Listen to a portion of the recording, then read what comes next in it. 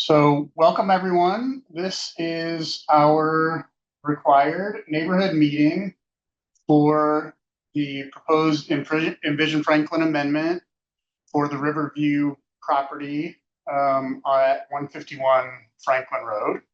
I'm Jeff Rosiak from Kimley Horn, representing our client Patrick Poole from Capital P, and some of our architecture team from Workshop EPD are on the line as well. Andrew Klein from that team is on the line as well. We'll all be available to answer questions after a brief presentation here.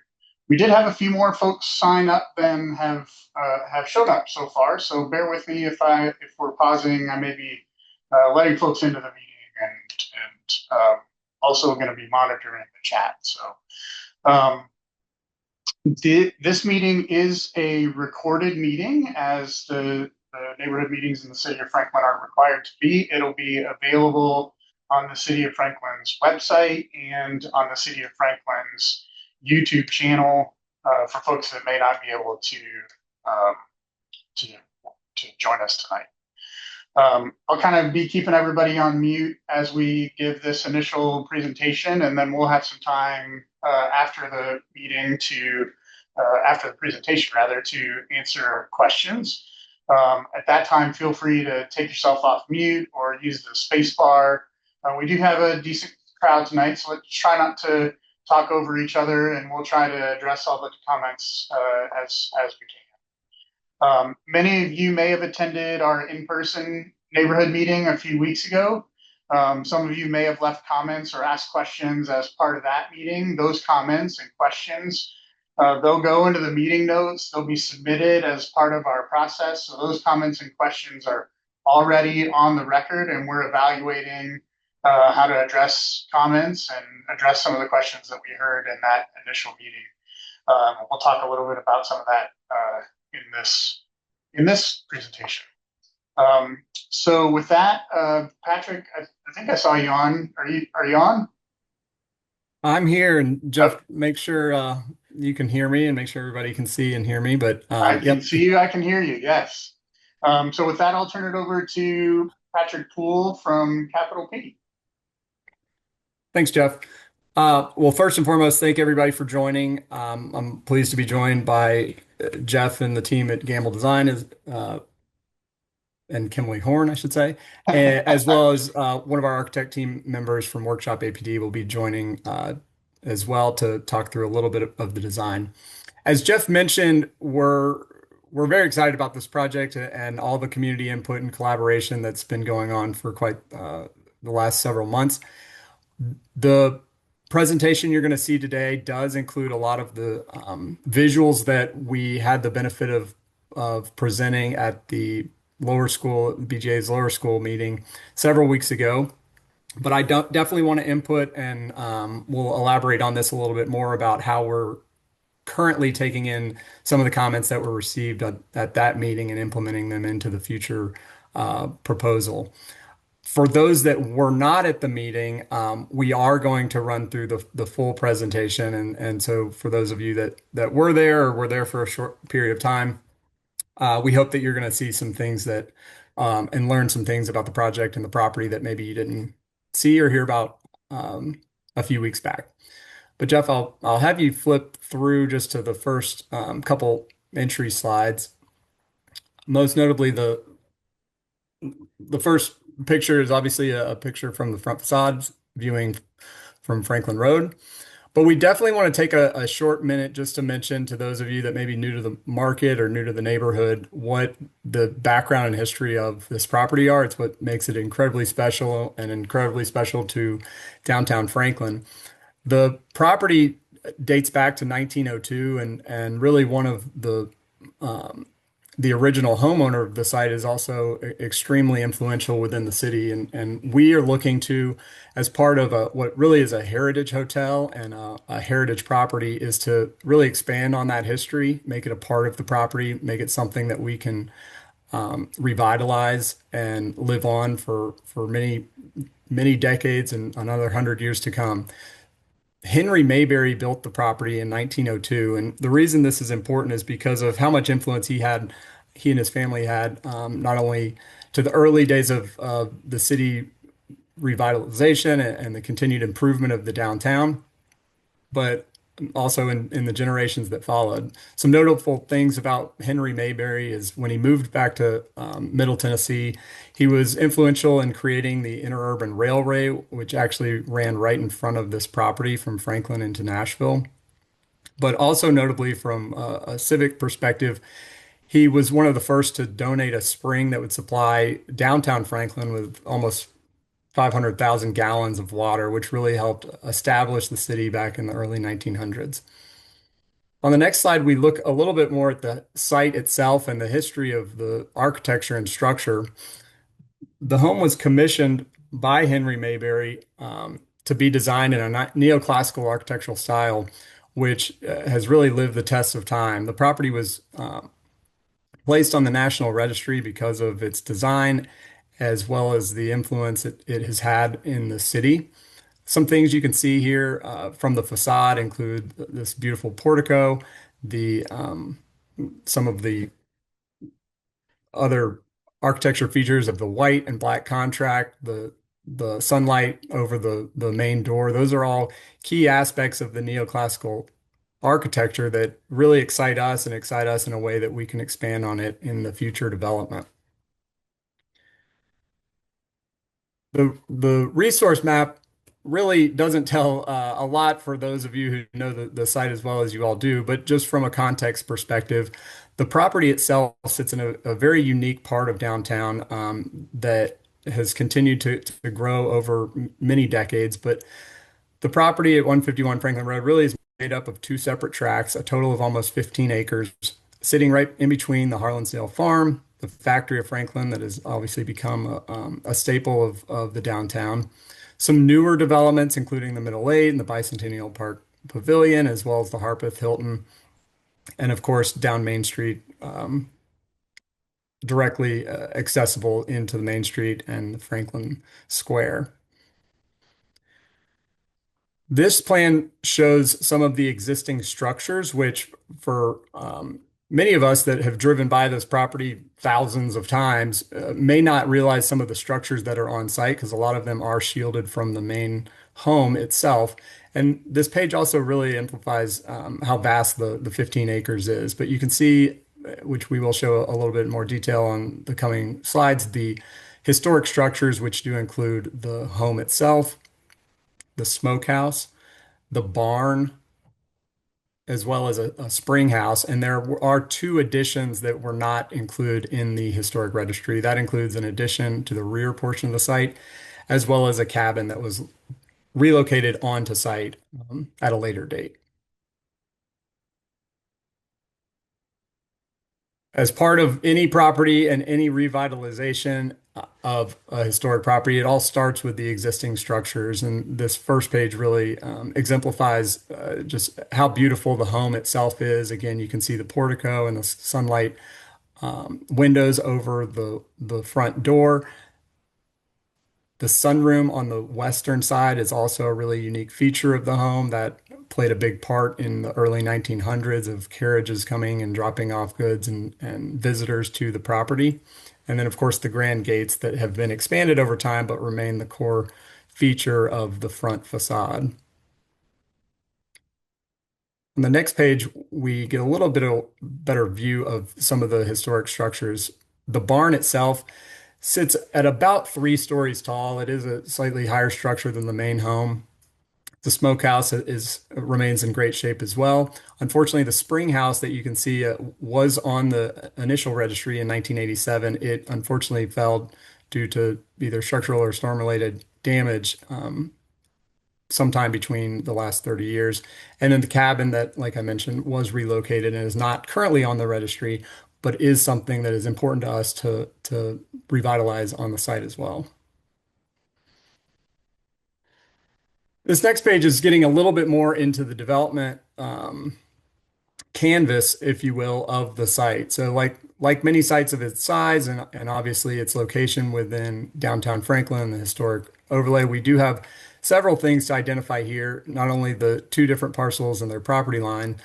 There, of course, is a setback around both the north and western side due to the development when a portion of the site was developed. There is a field farm buffer area to the west, as well as a historic front setback, which is very important and something we're going to touch on a little bit later.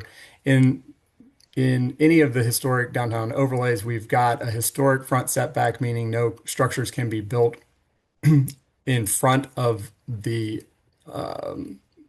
historic home itself, which provides a really vast green space between the home and the Franklin Road, which would not be impacted. You can see some identifiers as well of where the barn, the smokehouse, and cabin are located on the site.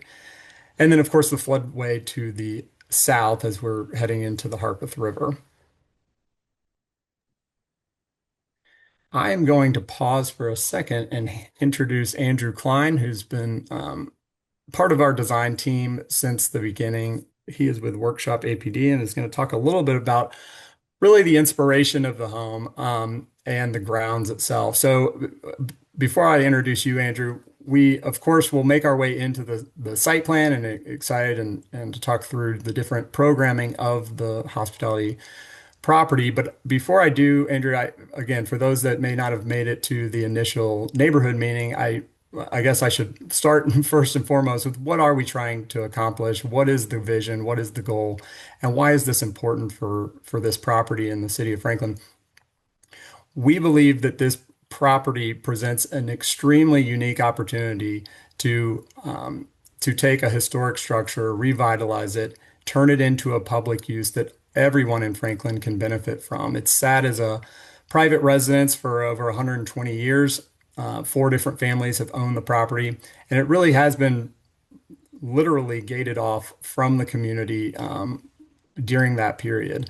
We believe this is a tremendous opportunity to turn it into a luxury. I want to emphasize the product level and product quality, but a luxury boutique, meaning small scale hospitality offering that we think can extremely benefit not only the city of Franklin, of course, the community, but one that it allows everyone to enjoy the grounds and the property that we've come to love. So I'm going to hand it over to Andrew, and I will circle back in a minute.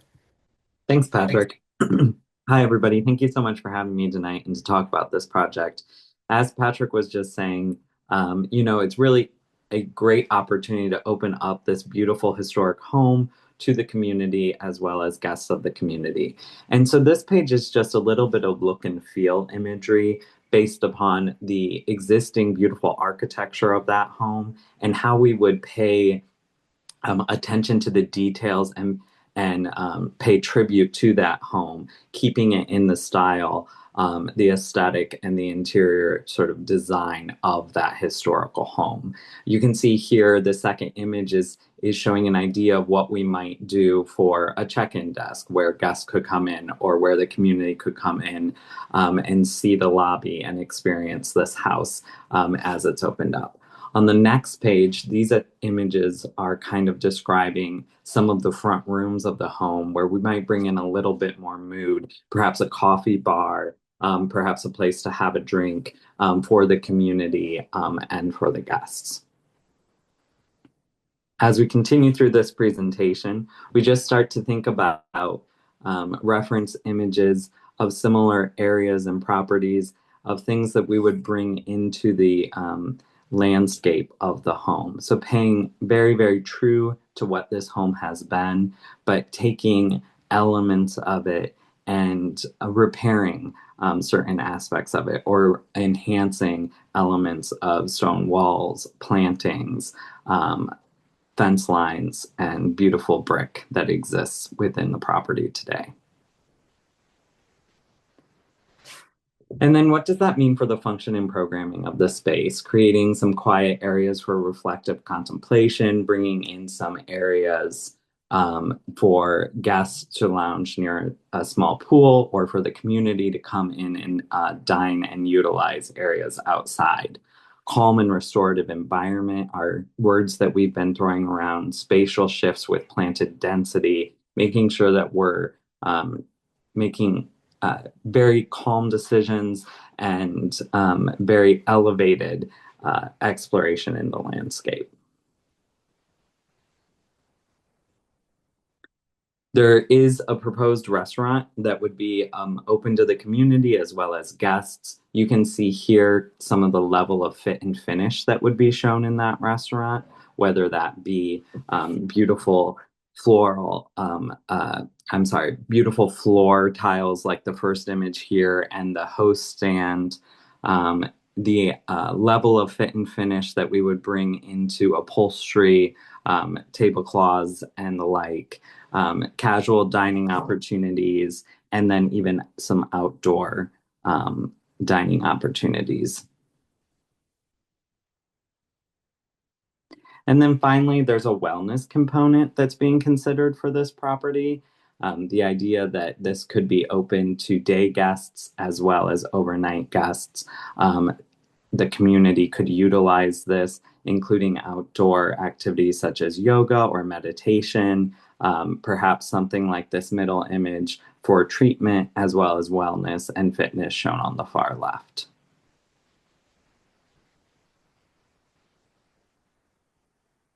Patrick, would you like to run through the previous site plan or would you like me to do that? I'll let you take a run at it and I can jump in.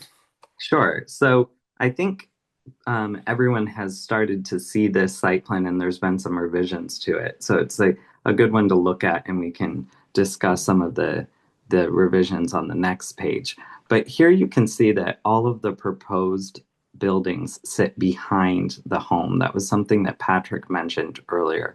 And they're all going to be scaled lower. So the elevation of the home will really be, and the barn existing will really be the two highest points.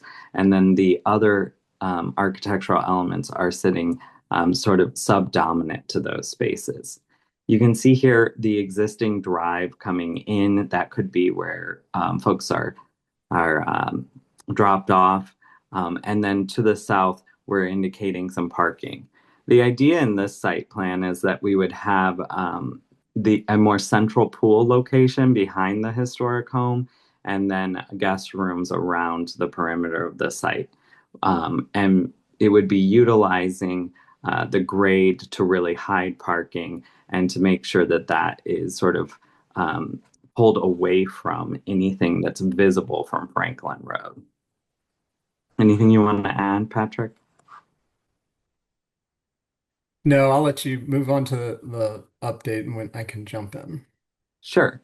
So we've heard from folks that that first plan felt very dense. In early conversations, we really had some great suggestions about how we could break down that massing of the new structures, make sure that they felt sort of paying homage to the historic structures, that they felt more scaled properly. And so you can see if you compare between these two plans, the top buildings have really been broken down into really four smaller buildings, residential scale, 2 stories.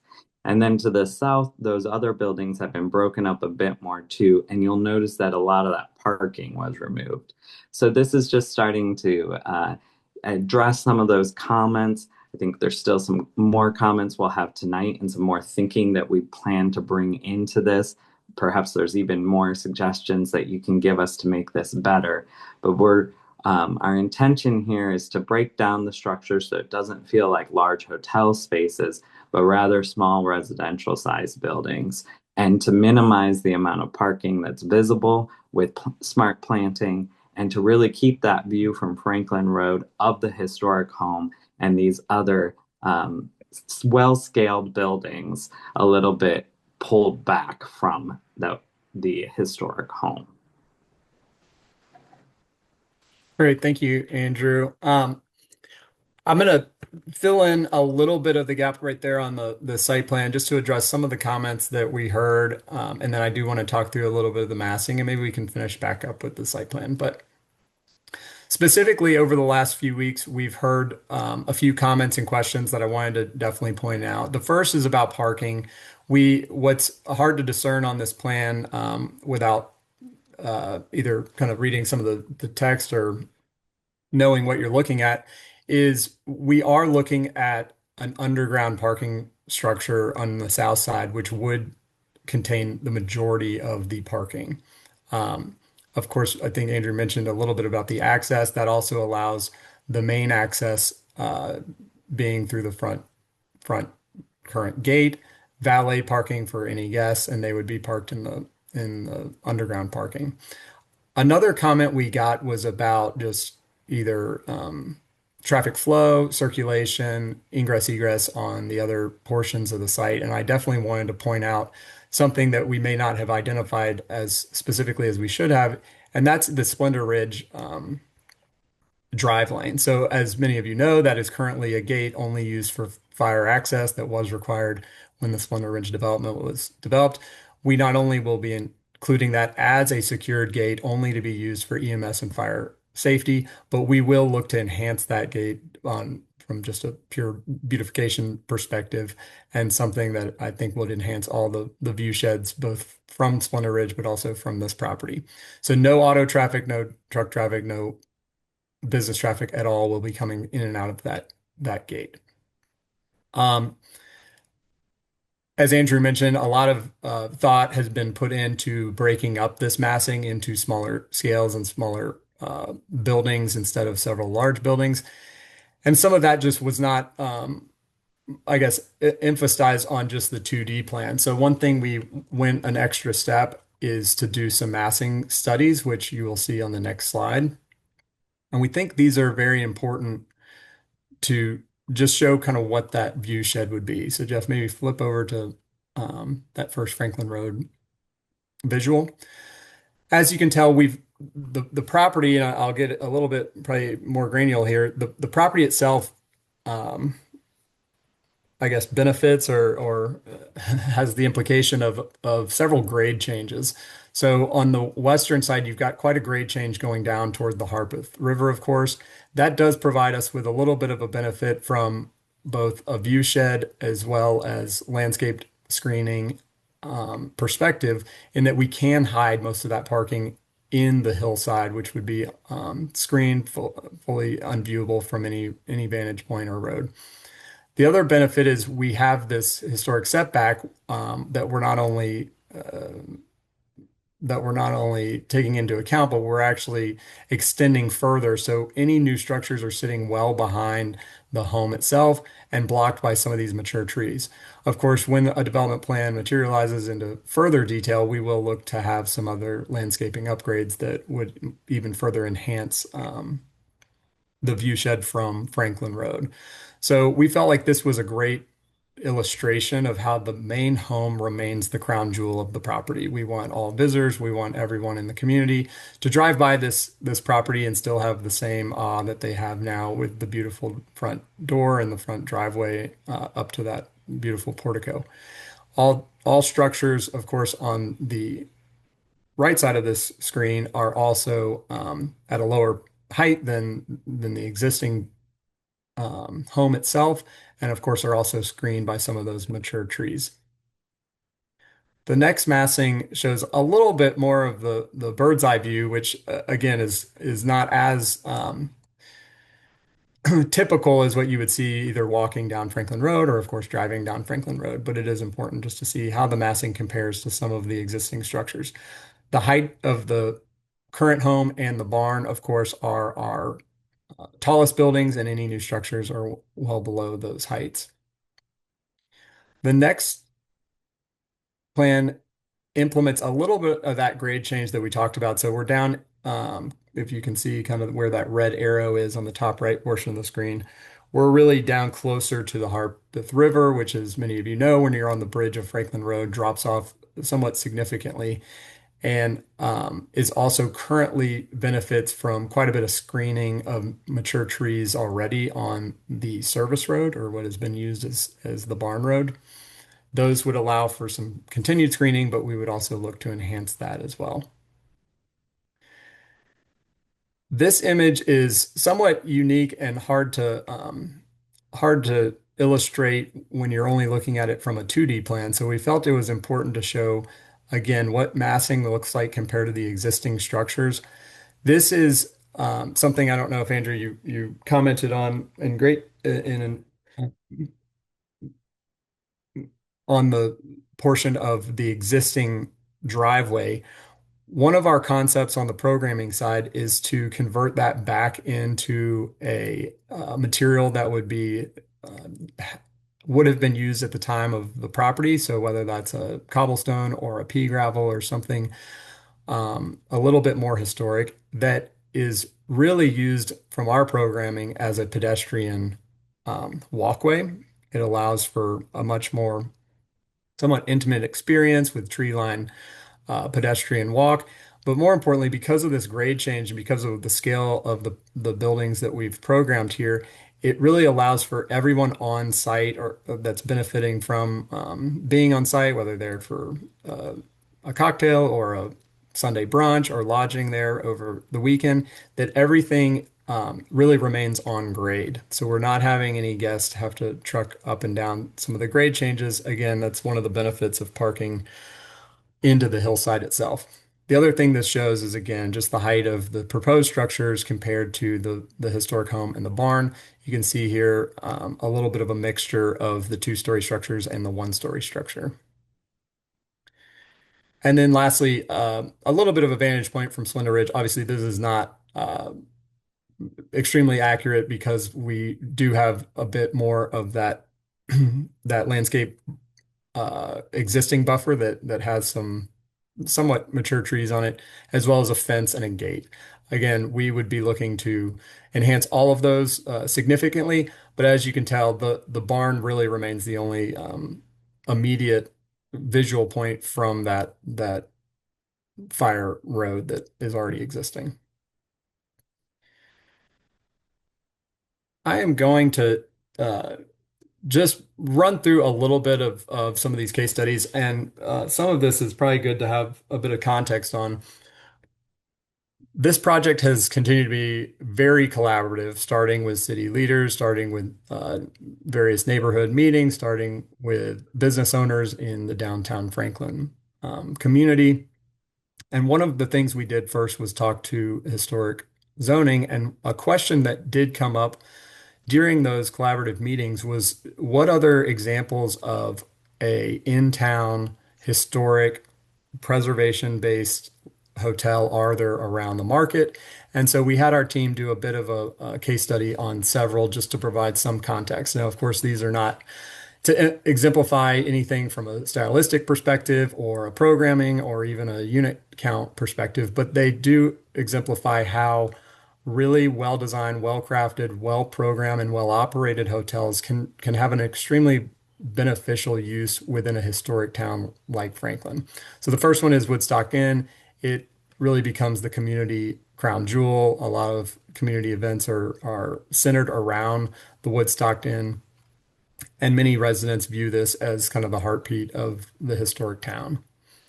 On the next page, there's probably a property that many of you may know a little bit better due to its geographic proximity to Franklin, but Old Edwards Inn in Highlands, North Carolina, also is a good example, again, not from an architectural or design perspective. Of course, from a luxury quality perspective, we will look to meet that or exceed it, but just how it is showing the city leadership how a preservation-based hotel can really be a community feature. This property itself has 102 rooms and cottages sprinkled across multiple buildings, and again is really right off of the main historic street that provides great pedestrian walkway to and from the hotel, but also into the town square. The Savannah property is a little different because these were existing structures, so maybe not as relevant. And then on the next page, Jeff, the Commodore Perry, also a unique property, as many of you may have heard me talk about in the neighborhood meeting. When it comes to these boutique hotel preservation-based properties, not one of them is the same, and that's kind of what makes them extremely unique and special, and is the character that comes with them. But this is an Auberge property. It was a historic home, much like the Riverview property is and was. This has been converted over two different iterations into a luxury boutique hotel really known in Austin for the botanical grounds and its historic preservation. It includes 54 guest rooms as well as an event space and really well regarded luxury restaurant. On the next one, I'm going to throw a little credit over to Andrew and his team, but this is a property that they designed in Martha's Vineyard. Again, one of the reasons I didn't say this on today's call, but have said it in several meetings in the past. One of the reasons we brought in the team that we did, not only Gamble Design, Kimley Horn, and Workshop APD, was their experience in dealing with and really designing around historic structures in historic communities, much like Martha's Vineyard, Charleston, Savannah, and others. So this property is on a much tighter square footage, but sits right there in the off of the channel in the bay off of Martha's Vineyard. Includes 58 guest rooms as well as a well-regarded hotel restaurant. And I think I got two more in here. This one is a conceptual project that's under development right now. Sits in Beacon, New York, and also a very historic community, well regarded for some of their grand mansions of the Gilded Age. And this is an example of what a well-located mansion has done for the community and how a lot of it is going to be developed or enjoyed around some of these beautiful historic properties. Lastly, again, not to be a example by any means on the architectural design features, but again, using some other references for those that are familiar in Boca. This is also a very well-known historic home that was converted into a luxury hotel. So these were, again, just used more from the city's perspective on how to look at hotels because a lot of our commentary, I think, is naturally based on what people know of hotel products, and downtown Franklin has definitely benefited from the Harpeth and other new hotels. But we felt like it was important to show some examples of what historic preservation and redevelopments can look like and really mean to the community, and offer a much different both aesthetic and programming appeal than some of the more traditional hotels that many of you probably have stayed in and know. I'm going to flip back to or I'm sorry, Jeff, you want to touch on that one? Actually, Jeff, I may flip it over to you to walk through that next slide and what has been submitted, why we are showing many viewers the same plan that they saw at the neighborhood meeting and just how that worked through from a timing perspective. But maybe touch on a little bit about what that land use plan narrative was and how we addressed some of the initial comments, and then I can pick it back up from there. Great, thank you. So the process that we are going through right now today is a request for an amendment to the Envision Franklin land use plan. The land use plan is the guiding document for new development in Franklin. And this property is in the rural reserve design concept. We are proposing a special consideration to allow the adaptive reuse of these historic assets and selective introduction of new buildings for a hospitality use. This is narrowly applicable to this property only. So I've seen a couple of comments in the chat about setting precedent. This is specific to this property and would not apply to any other property in Franklin. But the request is to allow a hospitality use as an adaptive reuse of up to 105 keys.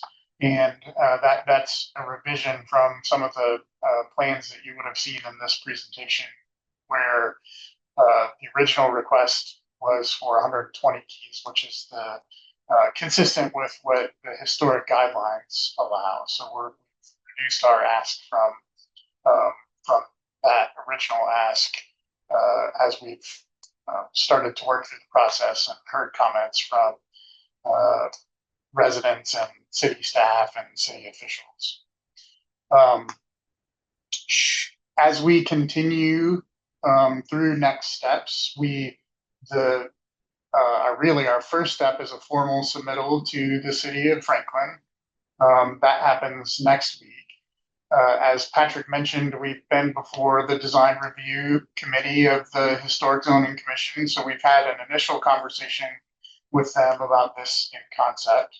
We've had a neighborhood meeting with some of the folks from the neighborhood right here at the lower school that you can see on the screen. But we'll move to our formal submittal next week. That triggers a couple of downstream milestones. We would be at the joint conceptual workshop of the Planning Commission and the Board of Mayor and Aldermen later this month on 5/28. And then the Envision Franklin Amendment is voted on by Planning Commission. That meeting would be at the 6/25 meeting, which is a public meeting, so the neighborhood would get notification of that meeting when it happens. After that, assuming that all kind of went through and was approved, there are a number of follow-up steps that would have to happen. The plan would then go to the Historic Zoning Commission for a preliminary recommendation before a development plan could be submitted and considered by the Planning Commission and the Board of Mayor and Aldermen, which would allow for a development plan approval at that time. So it's a long process. We're at the beginning, and we are. I'll turn it back to Patrick. Patrick, was there a slide you wanted me to go to? Oh, you're muted. Sorry about that. If you would jump back to the updated site plan for a few minutes, I'm going to address a little bit of the existing comments, and then I think that's going to, we're trying to stay mindful of time. We'll allow for a few minutes of questions as well. We as a team really wanted to take a moment because every neighborhood meeting, every small group meeting, every staff meeting is extremely important, and this really is a collaborative project. It just is. And so we wanted to take a moment to recognize the comments that we have heard both verbally. A lot of you have emailed in some comments. So I want to just take a moment to recognize those that have already been made. And the biggest comments we've heard so far include that the site plan has a lot of density, both in unit count, both in massing. We've heard concerns about traffic. With this amount of units, what is this going to do from a traffic perspective? We've heard comments about noise, obviously from the residential neighborhoods to the west and north, noise, lighting, and we've heard comments about a commercial use such as the spa being too close to the residential district. Other comments have included that while we are expanding on the setback lines already, which you can see here in the visual, that there's still a sensitivity to cars pulling close to a neighborhood area late at night, both auto headlights, parking near the residential. And I want to use this time to recognize we have heard all of those, we have appreciated all of those, and we are implementing a lot of those changes into really the continual design of the project.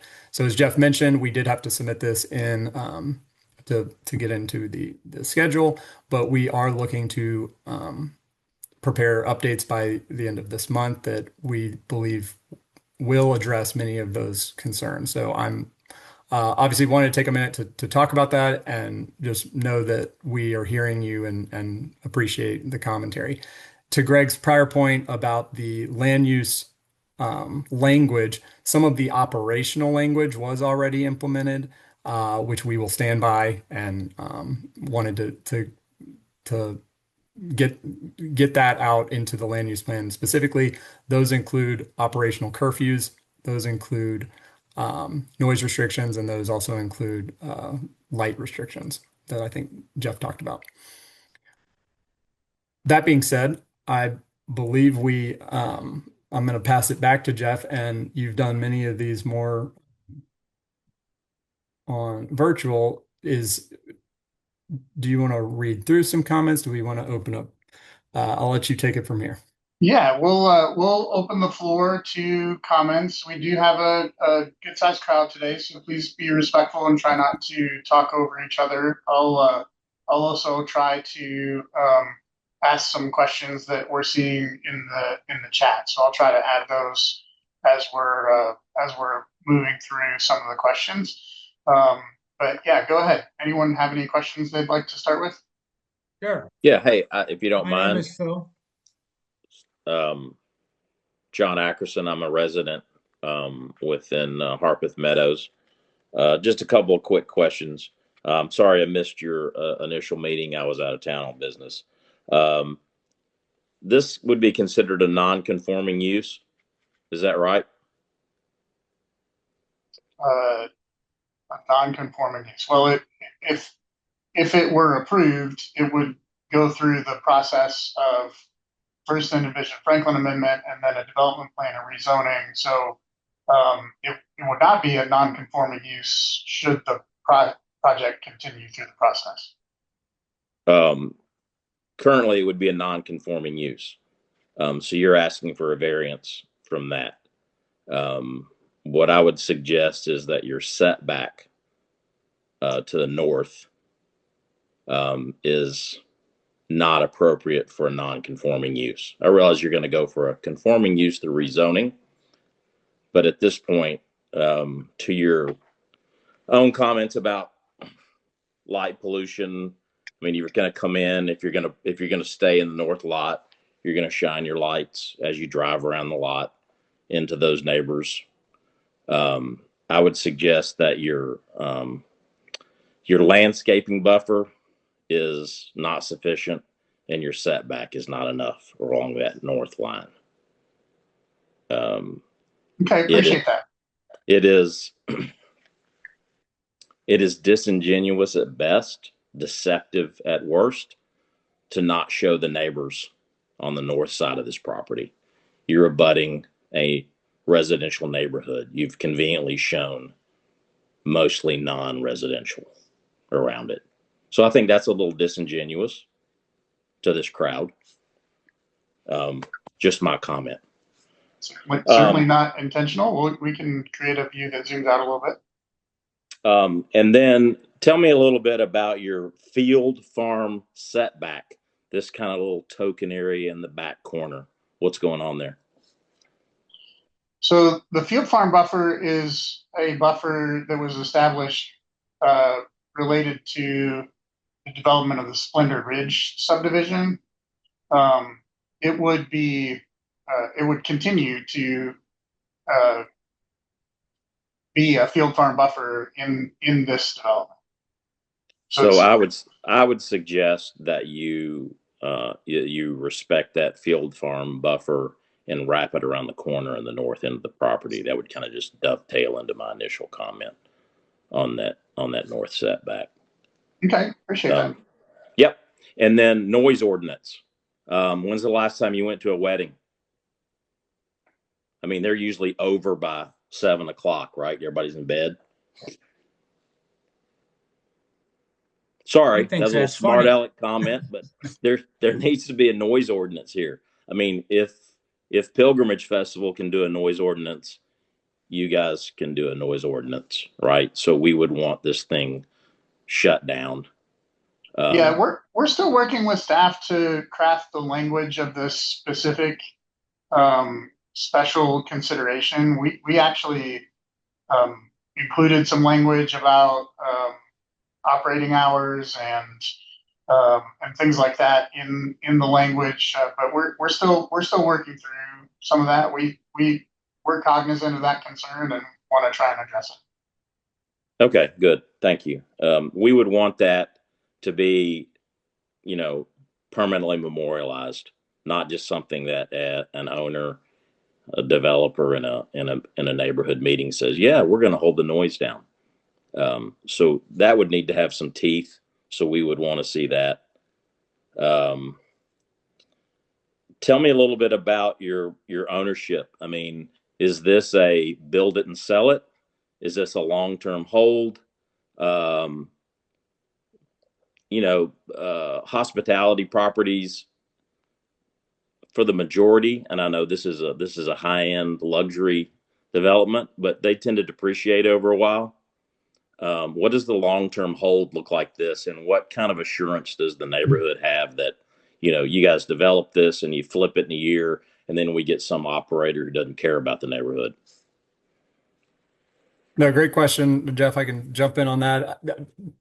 To go backwards a hair, we are definitely cognizant of operational restrictions on the site. That, to Jeff's point, we have been working with the exact language and presenting that to staff to make sure that finds its way into the actual regulation. So wanted to just speak on that because that's something we are not overlooking. As far as the ownership, I'm glad you asked. This is 100% a legacy asset. The investment period that we're modeling is a 25 plus year hold, and then some. So we are not only designing this, bringing in operational partners, and working on what eventually will become the materials and quality that would resemble a legacy project. We have no vision of this being a flip as you described.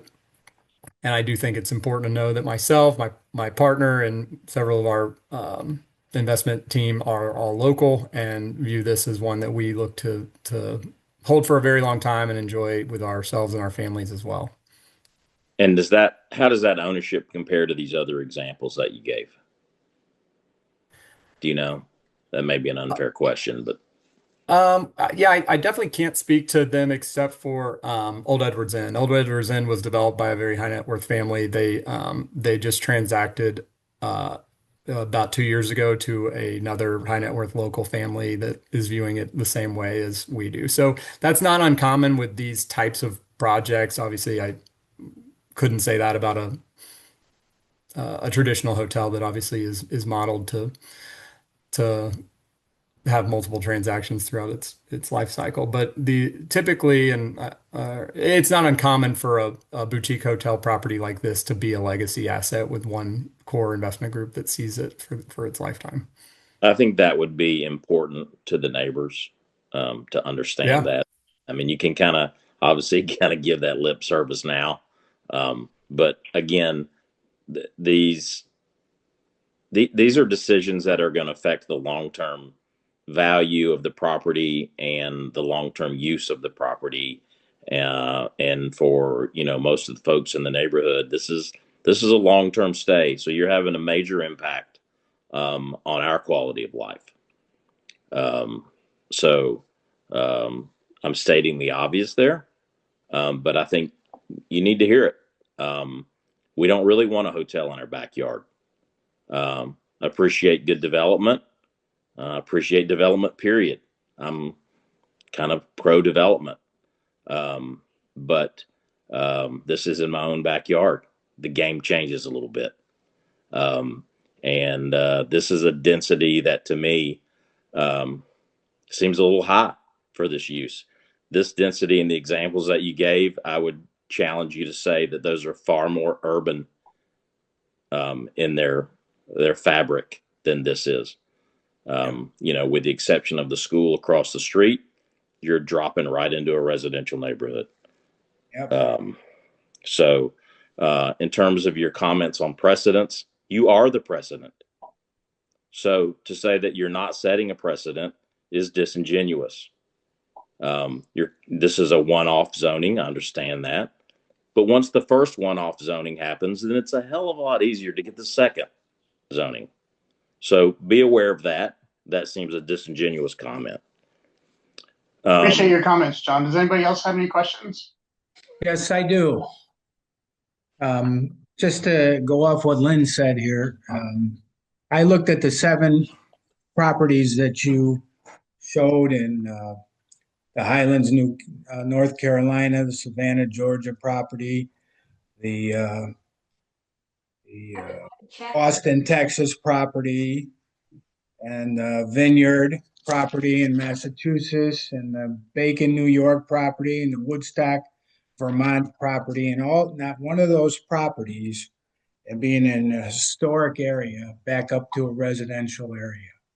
They all have ponds behind them, rivers behind them, hiking trails behind them, and around the sides of them, they have commercial stores and shopping malls around them. And one of them has a residential area that butts up to them. So you would be very unique in this instance, and I don't want it in my backyard either. The other thing I wanted to ask you about when you had the meeting back on tax day, April 15th, over at BGA, you were gonna have the comments and you were gonna tell us what the wrap up was on those comments, and we haven't heard that yet. Do you have that those results? So we've kind of synthesized those comments into a document that is going to be submitted with the plans as they go in next week. As Patrick mentioned, we're still trying to address some of those comments. Not all of them have fully been addressed here, but we've started to respond to those, and the plan will continue to evolve through the submittal process as we get that started. As I said, we're just at the beginning. We've got our formal submittal to Franklin next week, and what's really being considered right now is just the language of the special consideration. Obviously, we're showing a plan, and a plan is important, but the plan is not what's being approved or even considered at this point. It's just the language of the special consideration. Yeah. What I have the comments here, we took pictures of the comments, and 35 of the 59 comments explicitly opposed any zoning change or commercial use of the property. And in a broader concern, all considered opposition or significant concerns that account for nearly 9 out of 10 of the comments. And they all talked about the traffic, the noise, the density, and the neighborhood disruption. There was only one comment that was a positive comment for the development. So I think if you're going to get back to us, I don't know if you're going to get back to us with that, but there's really nothing to get back to us with. It seems to me you just didn't want to be honest with those comments, and that's what they were. And anybody you talked to there said that they just oppose a rezoning of the property, and they just don't want it in their backyard. And I think most of us, or all of us, would say that, except for one. I think that's there's a lot of properties out there in Franklin and the surrounding area with acreage, and that's open and doesn't back up to residential areas. We just don't want you in our front yards or our backyards. I want you here. Certainly appreciate the comments. Yeah, I had a few more comments to add on to that, and I put some into the chat as well. I mean, you're basically shoehorning all of these incredibly dense buildings back into an acres of just over 5 acres, right? Because the 2 acres in front isn't usable for building. And there's just about 8 acres if you take the property from where the flood zone is all the way down to the Harpeth River.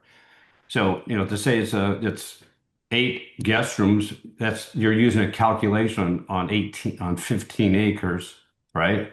And basically just a hair under 10 acres is non-usable.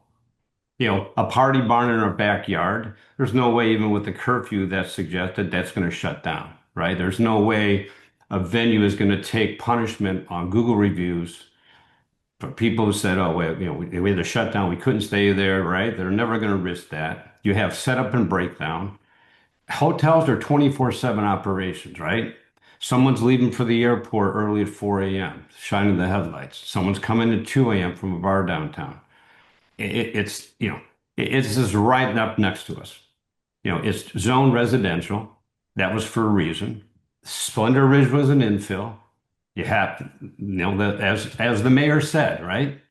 The owners of the Riverview property cast that die, right? I mean, right? Or, so I should say the die was cast, right? They set that precedent on it, right? And so now everything's going against that. Event centers. So, we could talk about properties around the country, to try to as a sales pitch on this, but look at the reality of the event centers around here. The one out at Carton Plantation, right? On the I think it's called the East Battle Carton Plantation Event Center. It's nowhere near homes. Ravenswood and Brentwood, there's nothing around. It's in the middle of a park. You go on the Homestead in Spring Hill, there's nothing around it. And that's for a reason, because they're event centers and they get loud. And the people should be, the people should have a good time there. They can't have it 120 feet away from our homes.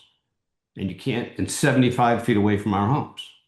People move to downtown Franklin to get away from this kind of thing, right? That's the charm of this place. And we pay good money to do it. And so shoehorning a commercial property into this thing, to me is absurd. I'm put it out there. And no one knows the impact of the hotel already at the factory or the Middle Eight. And then there's another hotel going in over on Margin, I believe it's called the Ice House. I don't know what the occupancy rate is at the Harpeth. We don't know the impact of all of those developments going in on traffic and the Margin, let alone all the surrounding districts, right? So, I mean, and I think the idea, I think you're overstating the community interest in something like this. To think that everyone's going to need, I mean, there's lots of historic homes here in Franklin. I don't walk by them and wish I could go in and check them all out. I respect the fact that there's private, there's owners there. It's privacy, like right? It's, it's the fact, the community may go there once or twice, and then it's the vast majority of this is going to be people are coming here for 3 or 4 days and going to the property. It's not, I just think it's overstated this, the community. And it's just, light disruption, traffic, everything. It doesn't belong here. And there's reasons why there's guidelines from Envision Franklin and the historic overlay. And so if we're just going to ignore those, why are they there? Those are my comments. Thank you. We're listening. All of this is going to be part of the record, and we're listening. Thank you.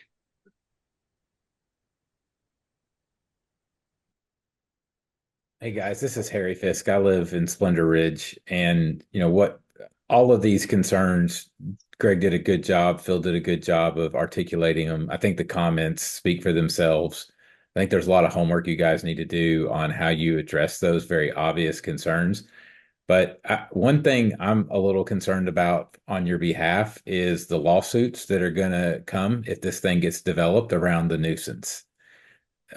We can hear in Splendor Ridge, we already hear weddings that are downtown in commercially zoned areas.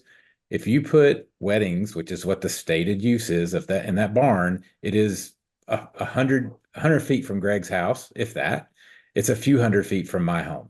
I did not move here to have that nuisance. You guys are moving, you are creating a nuisance in a neighborhood where we should enjoy, we are entitled to the quiet enjoyment of our homes. And we are not being compensated for the profit motive of the owners of this development that they have. Like, I get it. I get, it sounds nice to have, and the pictures are great. You guys are doing a great job of selling it, but the bottom line, there's a profit motive. This is how they monetize for the second time that property, but it demonetizes everyone around it, and nobody's being compensated for it. So I project that if that goes forward, that there are going to be lawsuits. So, I mean, I just hope you're prepared for that.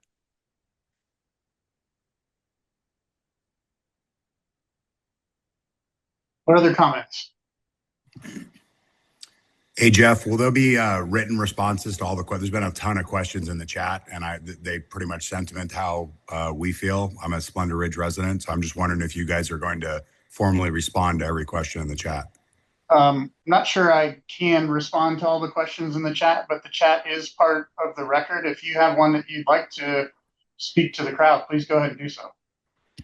Well, I think one that was, I mean, I think Greg or Phil mentioned it, but I haven't heard you guys respond that our understanding is that the current owner of the property gave up the right to have this rezoned when she sold the Splendor Ridge property. Do you have any comment to that? I'm not sure I can comment on whether they gave up the right to rezone. I think there is a property that's being proposed for a development that is a standalone request. I can jump in here. Dr. Bethurum, when he was still living and was a big, proponent of historic preservation, made the decision to develop the back end across the Harpeth River. And so that's how that got done. And then that's how we found, the neighborhood we wanted to live in. So he has passed away. I believe his wife has a lot in here that was part of that transaction. It's the last lot down on the further end from where you're proposing. But yeah, I mean, the family was decided to do that. I think they ended up selling that to Mike Ford. So I'm sure that was a very profitable exchange for them. And so it seems like, as I put in my comment, that, unfortunately he passed away.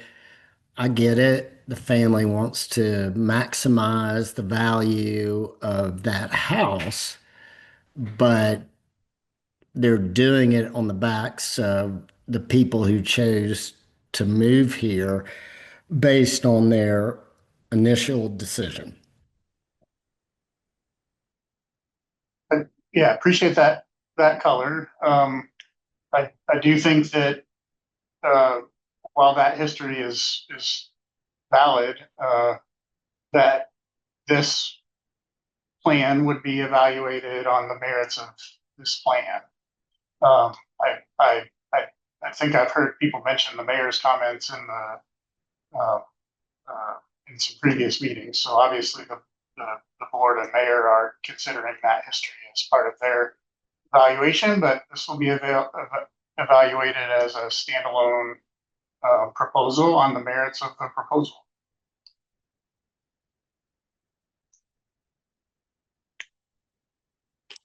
Have you guys done any traffic? Have you done your traffic counts yet? Your trips in and out yet? Patrick, do you want to speak to the status of the TIA? Yeah, happy to. We've done some initial traffic as it relates to our parking requirements. Obviously, the existing plan we have has a certain number of units on it. We've come in with a reduction in units in the land use plan, and we're obviously evaluating our density in response to many comments we've heard from you all in today and in weeks prior. As it relates to traffic studies onto the major thoroughfares, that will come at a later date when we pin down the exact density, but it's something that are just part of the process. The only other thing I want to just make a note of is we do have the benefit here of having two existing curb cuts from both the main entrance and a secondary entrance, so there would not be any new curb cuts. And due to the nature of the operations, we would have the benefit, much like the Harpeth does, at scheduling those any of the commercial deliveries at designated hours that are the least impactful to traffic. And specific to the question about the TIA, I guess I'd just kind of remind where we are in the process, which is just at this high level Envision Franklin amendment. There will be much more detailed study of many elements of the plan, including traffic impacts, if this continues. What? And then, kind of secondary to that, what is your proposed construction access?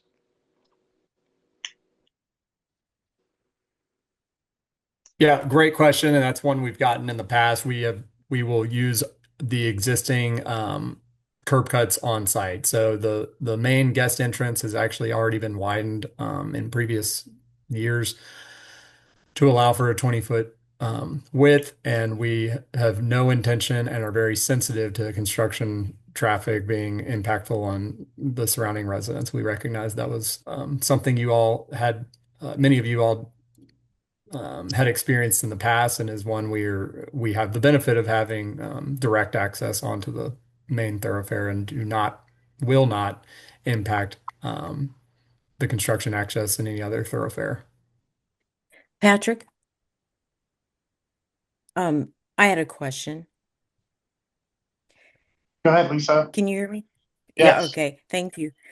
You mentioned that the deliveries would be scheduled like the Harpeth Hotel, which so they won't impact traffic, but you realize the Harpeth Hotel is in a commercial area and this backs up to residences. So how does that compare? It was more a comment just on the benefit of how operations exist on a hospitality and F&B, is that you do have the benefit of scheduling those deliveries. So much to our own benefit and our service providers, we would schedule those in as much off hours as possible. I just mentioned the Harpeth because I know that they have done that as well. You obviously don't want your deliveries coming in at peak traffic hours. So that was more a comment just on this particular use has the benefit of scheduling as opposed to regular deliveries throughout a day.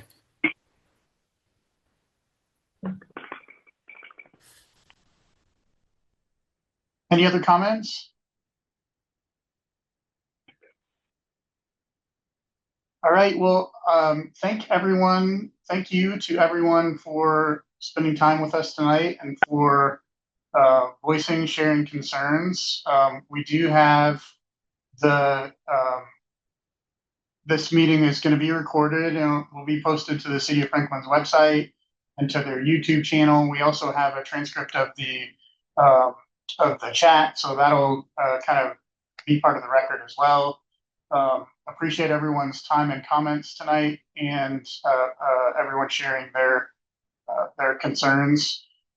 As we move forward, you'll continue to get notification of the public meetings that I mentioned, specifically the Planning Commission meeting that would be in June, assuming no deferrals. So we'll look forward to sharing the plan as it evolves and hearing more from the neighbors at that time.